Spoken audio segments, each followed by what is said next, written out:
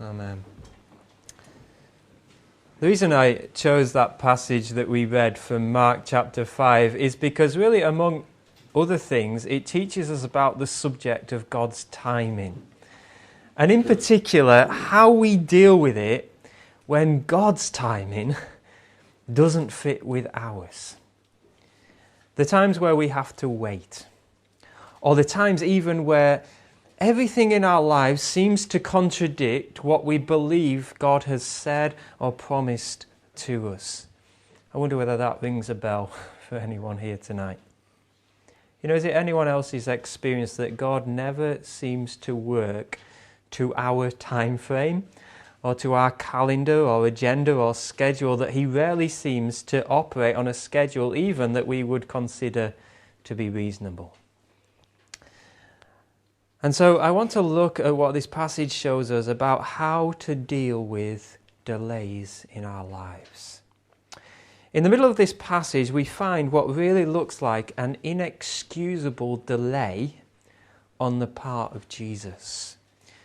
To put yourself in the shoes of Jairus here is an incredibly gut-wrenching and painful thing to do. Jairus, who is a synagogue ruler, comes to Jesus. He falls at Jesus' feet. He falls before him. He says, "My daughter is at the point of death. She's on the verge of death. Would you come? Jesus, would you heal her? Would you save her life?" And Jesus agrees to go. And so Jesus and the disciples and Jairus are from that point heading to save this little girl. Of course, particularly for Jairus, from that moment, urgency is everything. Perhaps previous to this, he'd almost given up hope. He could see his little girl's life slipping away, but now he realizes that there is hope. You can just imagine his insides just churning with fear. Are we going to be too late?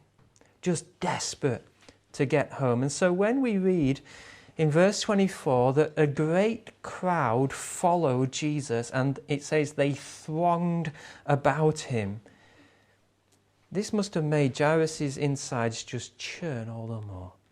Every moment's delay must have been absolute agony. And then in the midst of the rushing, in the midst of trying to get through the crowd to save this little girl, Jesus feels that power has left him, that someone has been healed. And so he stops and he pulls out a woman from the crowd and he enters into what seems to be an extended conversation with her. You see, in verse 35, it says, while Jesus was still speaking. Implication being, Jesus is not just saying what he absolutely has to and then quickly moving on, but he's going on and on. Now, understanding the context, really the urgency of the situation, is really the only way to explain how perplexed and actually deeply sarcastic the disciples were in verse 31. The English translation almost kind of mutes the sarcasm, but a little girl of a prominent synagogue ruler is at the point of death. Jesus has agreed to go to her, so they're absolutely focused on getting to her. If you like, they're in the ambulance, the lights are on, the siren's going, and suddenly Jesus says, "Stop the vehicle." He looks over into the crowd and he says, "I want to speak with that person." That's what this was like. The disciples are absolutely dismayed. When Jesus stops and says, "Who touched me?" they're saying, "Somebody touched you?" Of course somebody touched you. There's a crowd of people thronging around you, Jesus. What do you mean? What are you talking about? Why are you stopping? They're just utterly perplexed. And so imagine what Jairus must have been going through at this moment. His little girl's life is ticking away and Jesus enters into this extended conversation. And then as Jesus is still talking, suddenly Jairus' worst nightmare is realized. Verse 35, we see that while Jesus was still speaking, some men came and said the words that he would have been most afraid to hear. "Your daughter is dead." And so they say, "Why trouble the teacher anymore?" In other words, they're saying, it's over. But verse 36 says, overhearing this, Jesus said to the synagogue ruler, "Do not fear, only believe." In other words, he's saying, don't be overthrown by what looks to you like an inexcusable and totally unreasonable delay.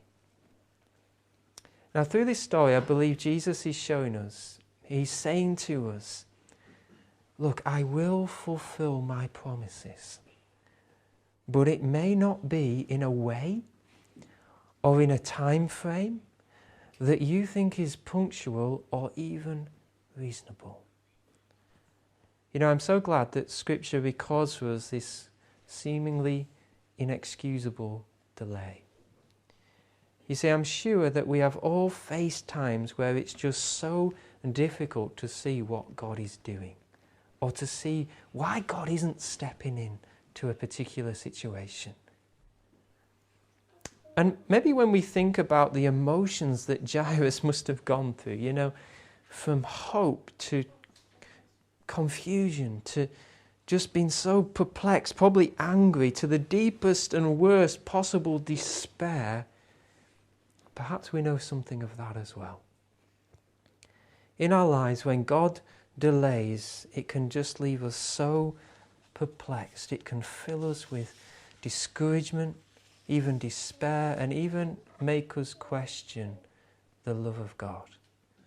In this account, Jesus is saying to us, don't be surprised if you experience confusing delays.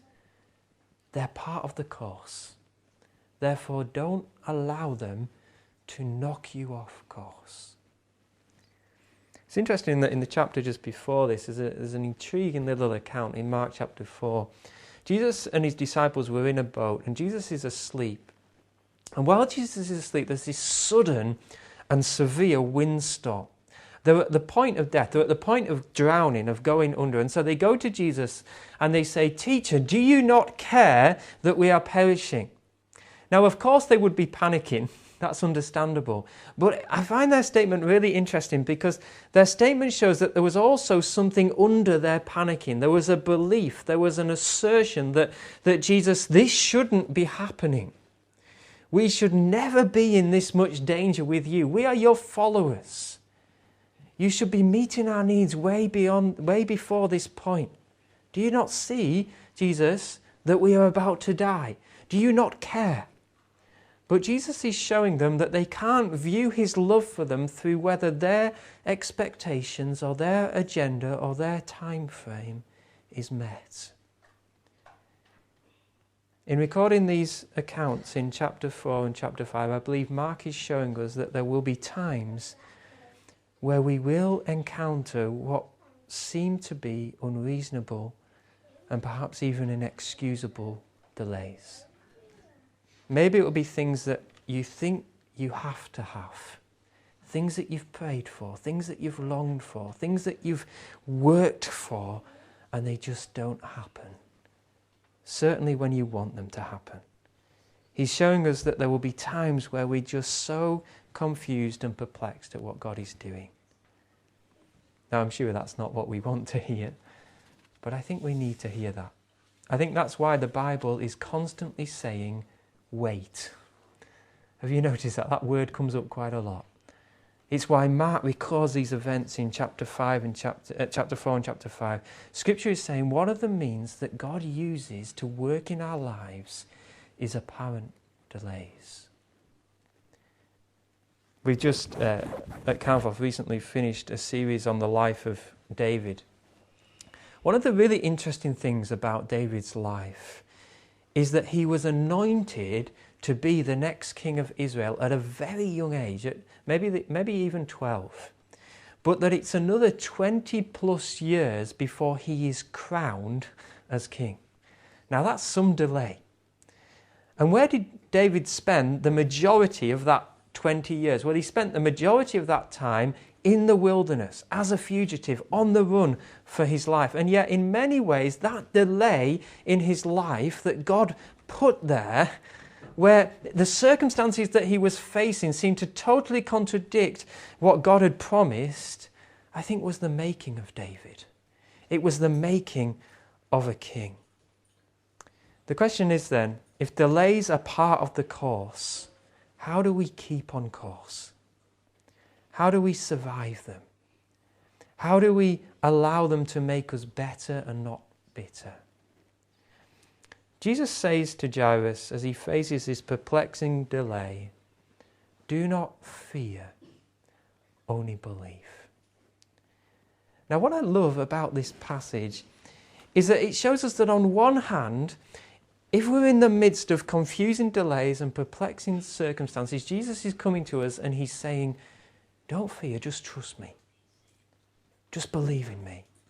And yet the story itself also gives us reasons and perspectives and insights that help us to deal with delays and perplexing circumstances in our lives, that help us to trust in Jesus and not fear.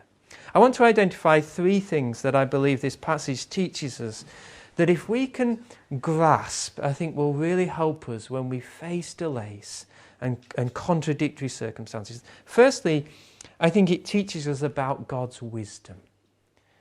God's wisdom. You know, if you were on the medical staff of any A&E department and a woman comes in and she is chronically ill, not critically ill. She has a serious disease, but in reality she's been living with that disease for a number of years. And yet at the same time, a little girl comes in who is on the verge of death. She's not chronically ill, she's critically ill. She's about to die. What are you going to do? Who is any doctor going to deal with first? Well, of course, anything other than trying to save the little girl would be malpractice. There surely isn't an A&E doctor who wouldn't immediately say, we have to deal with the little girl first. The woman can wait a while. But here, Jesus is dealing with the chronically ill patient first. Actually, on the surface, what Jesus does is even more shocking because the woman was already healed. You know, when she touched the edge of Jesus' garment, she was instantly healed. So it's almost like taking a woman who had a chronic illness in for a post-op assessment before a little girl who's on the verge of death. And therefore, everybody thinks Jesus is just totally crazy. They're utterly perplexed. But of course, the people in the story can't see some things that we can see. We as readers can see a couple of crucial factors that they can't see or couldn't see. What do we see? Well, the first thing that we see is that Jesus has no more trouble raising a dead person than a sick person. You know, in Jesus' mind, there is no difference in terms of his ability to perform a miracle on a chronically ill person and on a dead body. The second thing that we see is this. Jesus realized that healing power had left him. He realized that someone had been healed, but unless he identified and talked with that person, then all it would have been a physical healing. And she could have very easily gone away with a kind of mystical, superstitious view of what had just happened, rather than a true saving faith in Christ. What Jesus does here would have been so powerful, so significant in her life. You see, this woman, because of her bleeding, would have been ritually unclean, and because of her chronic illness in that day, would have been seen as cursed by God. And so she would have been an outcast spiritually and socially. But Jesus here comes to her and calls her daughter. Why? Well, he's doing what he often did. He's bringing in an outsider. He's making her an insider, a child of the King. Jesus needed to stop for that to happen. Jesus needed to stop if this woman was not only going to be physically healed, but if she was going to encounter his transforming grace. That needed to be worked on immediately. Now, for us looking into this and knowing what happens, we can see all that. We can see that whether the little girl dies, as shocking as it may sound, was not actually the most important thing. Now, we can see that, but of course Jairus and the disciples couldn't see that. To them, this was just an inexcusable delay. You know, right now in some way, maybe you're discouraged. Maybe if you're honest, you're angry or resentful towards God. Or maybe you're tempted to turn away from God because you just can't see how good could ever come out of your situation. What are we being told through this passage? We've been told that there are often crucial factors missing that we just can't see. Things that Jesus knows, but are impossible for us to see. Therefore, Jesus says to us, just like he said to Jairus, you're just going to have to trust in me. You know, if we turn away from or shrink back from God because we can't see a reason for a delay, what are we saying? What we're saying is that our perspective is everything. We're saying, because I can't see any good reason for this, therefore there can't be any good reason for this. But you know, if we turn away from God, or if we allow resentment to come into our lives on the basis of that, the reality is that we're turning away from God on the basis of something that is totally flawed. You see, how can our perspective be everything? We have to see that God's perspective and God's wisdom is infinitely greater than ours. And therefore it makes sense that there will be times in the midst of our circumstances where it's just impossible for us to see the logic. We are going to deal with delays. And if we're going to do that, we have to see that actually we don't see all that he sees. And at the same time, recognize that he has ways and resources that just go way beyond our comprehension. That's what this passage is telling us. You know, we often can't comprehend how he could ever redeem a situation. And we may not see that for years. We may not see that this side of eternity. And so if we're going to survive delays, we need an appreciation of the wisdom of God. That his ways are higher than our ways. Secondly, I think this passage is showing us that we also need an appreciation of the grace of God if we're going to deal with delays. One of the interesting things about this passage is the difference in standing between Jairus and the woman who is healed. When you compare them, you see a total contrast. Jairus was a synagogue ruler, and so he was a very prominent man. He was probably very wealthy. Certainly he would have been incredibly respected socially. And of course, to be a synagogue ruler would have meant that he was a very religious and moral man. On the other hand, the woman is, if you like, at the total opposite end of the spectrum. Firstly, she's a woman in a society where men had all the status. Secondly, she's in total poverty. Verse 26 says that she'd spent all that she had on doctor's fees. I've already noted that because of her condition, she was spiritually cut off. She wouldn't have been able to go and worship in the temple or in the synagogue. And to make matters worse, she was in a society that believed that if you had a chronic illness, that you were an immoral person and you were accursed by God. So here's a woman who is at the opposite end of the spectrum to Jairus, socially, economically, and certainly in how the people perceived her morally. And yet here, Jesus stops for her. Here, Jesus makes a prominent synagogue ruler wait while he stops for this unclean woman. Now, why is this significant? Why is it significant in learning how to deal with delays? Well, very simply, it reminds us that Jesus doesn't work in our lives on the basis of our performance or our status or our record.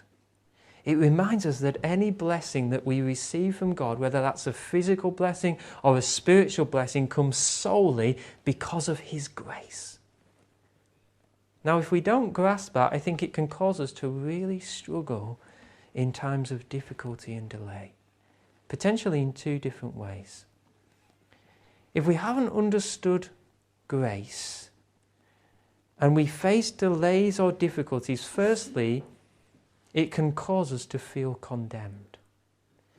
You see, it's very easy for us to start to think, well, all this is happening to me because I haven't done enough, or because in some way I failed. And so it makes really our situation even more difficult to handle, because not only do we have the delay or difficulty to deal with, but we have this sense of condemnation hanging over our heads as well. And the evil one would just love us to believe the lie that God is punishing us for our failure. So it can make us feel condemned. On the other hand, if we haven't understood grace and our need for grace, trials and delays can make us bitter and resentful. How? Well, because we might look at our performance or our status or our record, and on the basis of that, think that we deserve more. Think that we deserve better. And so if we aren't living in the light of God's grace, that God doesn't operate on the basis of what we can earn from Him, on the basis of our performance or our status or our record, then we'll likely go one of two ways. We'll either go towards a feeling of condemnation or a feeling of resentment. We have to understand that Jesus only works on the basis of grace, undeserved favour, if we're going to stand strong in the midst of delays. And thirdly and finally, I think this passage shows us how utterly and completely trustworthy Jesus is. And again, I think we have to see this if we're going to face delays and difficulties. You see, Jesus eventually does go to Jairus' house, and he does raise the girl from the dead. By the end, we see that he hasn't just led Jairus down a cul-de-sac. This account reminds us that no matter how many delays and difficulties come along the way, Jesus won't set out to do something and fail to bring completion. Jesus won't set out to do something and fail to bring completion.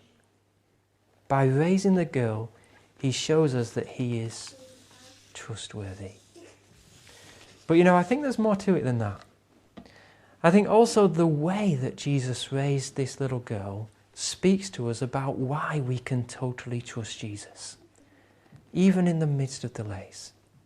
You see, what will really cause us to trust Jesus, even in the face of incredible difficulties?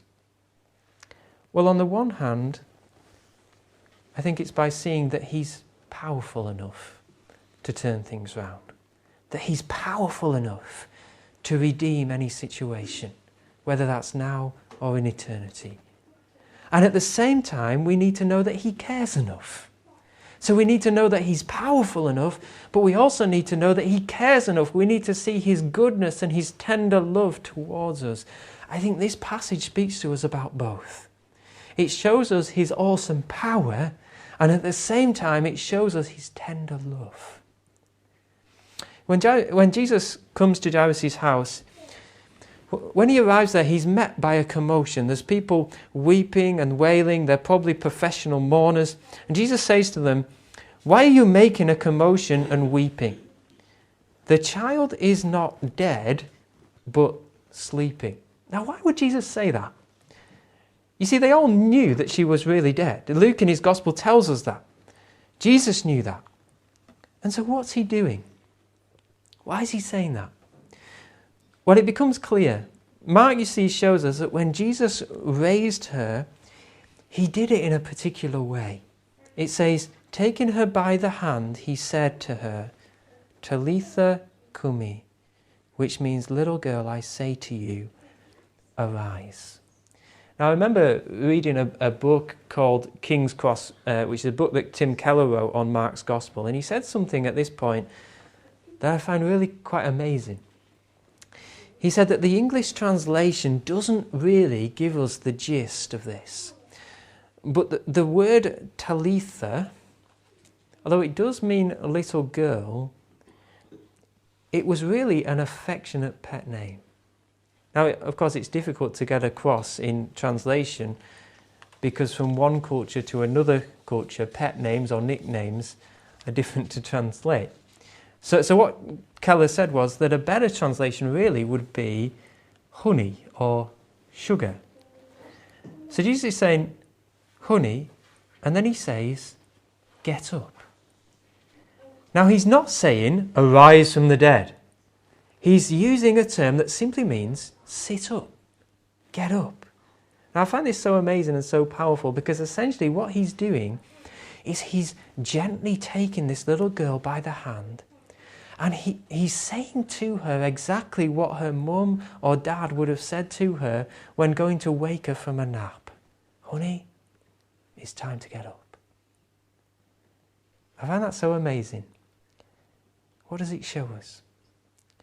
Well, it shows us his power and his tender love. Jesus here faces the greatest enemy, death. And yet he does it in the most effortless way and with such gentleness. He reaches down into the deepest and darkest pit of death, a pit that humanly is impossible to escape. Its grip is too tight. And he gently eases her out as if he's waking her from a nap. Come on, honey, it's time to get up. Here's what that means. Jesus is saying, if you have me in your life, even the great enemy of death is nothing more than sleep. Honey, it's time to get up. Proves his power, but also his tenderness, his tender love for us. Jesus is powerful enough and loving enough to be utterly trustworthy no matter what we face. You know, the girl's parents, of course, could have taken her by the hand and been so tender and loving, but they couldn't have brought her back. But Jesus, who to the woman earlier said, daughter, here to this little girl says, honey, it's time to get up, and raises her from the dead. Jesus is saying, I'm the parent who will never fail you. I'm the friend who will never let go. I have the power and the love to bring you through every storm, even death.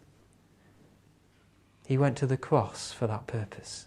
He lost his Father's hand for that purpose, so that his hand would be always there for you, so that you can even pass through death without fear. And his resurrection shows us that he has the power to redeem anything. He's saying you can trust me because I have the power and I have the love. Now here's the question. Why would you want to hurry someone like that? You know, maybe you're in a period of waiting where the circumstances that you face seem to contradict God's purposes or God's promises. And maybe you're tempted to be angry. Or maybe you just can't see any good reason for this delay that you're facing. And your conclusion is, well, therefore there can't be a good reason. Can I encourage you, don't confuse delays and difficulties with God letting you down or with God deserting you. Rather, see the wisdom and the grace and the trustworthiness of Christ. See his power and his love and trust him because he is utterly trustworthy. And with that in mind, we're going to sing our closing song, and then I'm going to